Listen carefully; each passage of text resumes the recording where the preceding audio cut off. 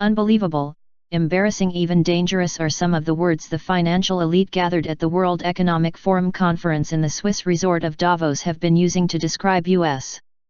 Republican presidential frontrunner Donald Trump.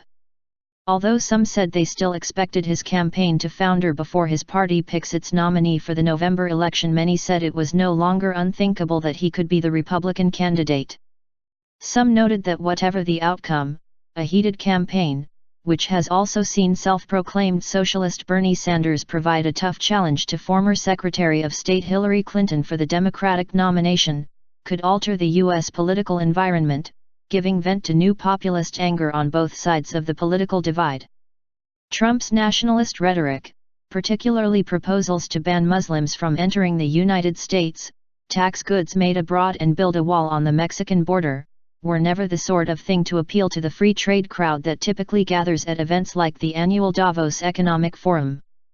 Clearly it is not a rhetoric that is inviting for integration, said Chile's finance minister, Rodrigo Valdez, referring to his comments on the campaign trail.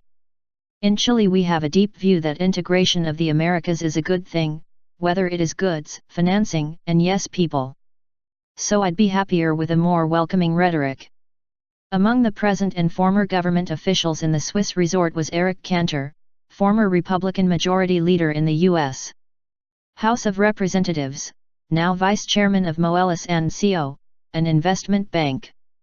Like much of the Republican Party's establishment, he had cold words for Trump. He's not serious. He's amazing at promoting his personal brand and reflecting an underlying anger at home, Cantor said. Trump fever is an unsustainable phenomenon that will not translate into a victory for the candidate.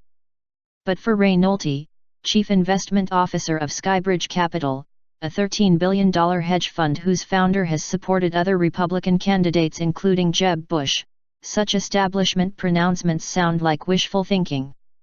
Is Donald going to be the nominee? I don't know. It's sure looking that way now, Nolte said. Anyone here, at Davos, who is in the mainstream says there is no way he could possibly get the nomination. When I hear that, it probably means it is going to happen. Noting the challenge to Clinton from Sanders, which he said could pull her to the left on issues like financial regulation, Nolte said institutional investors were already paying attention to the prospect of increased U.S. political volatility from the election. Mainstreaming. Arianna Huffington, whose Huffington Post news website once insisted on covering Trump, a former reality TV star, as an entertainment figure rather than a politician, said the site reversed its policy once he announced his proposal to ban Muslims from entering the United States, which made him too dangerous to ignore. I feel the mainstreaming of Donald Trump, instead of him being treated as an extreme, dangerous candidate, is really the most troubling aspect of American politics right now, she said. He's being interviewed on all the main shows, and he's being asked questions about what his first State of the Union address would be like if he wins, instead of actually being forced to answer the tough questions about his policy, especially his policy of wanting to ban Muslims from entering the U.S., which is so dangerous, so un-American, and should really be the center of the coverage of Trump. For Dominic Barton, Global Managing Director for business consultancy McKinsey, Trump has turned the political campaign itself into entertainment, which could hurt the global image of the United States. It's a bit embarrassing globally. But I think there's a big difference between the rhetoric and the reality, and I think most people will see that and discount it. But it's incredible how long it's been going for. It's just unbelievable, he said. But not everyone is worried.